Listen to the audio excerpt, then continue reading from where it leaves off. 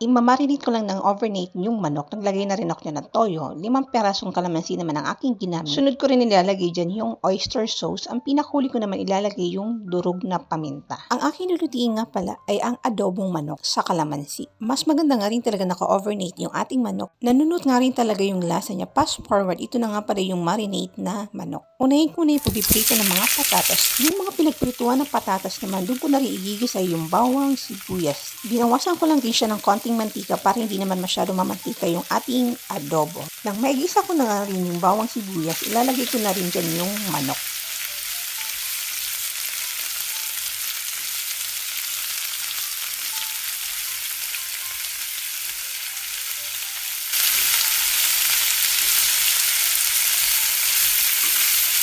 Yung pinagbabara naman ng manok, ilalagay ko na rin.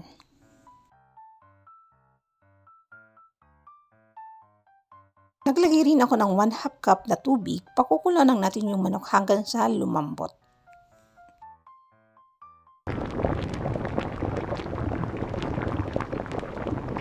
Naglagay nga rin ako ng konting pampalasang seasoning.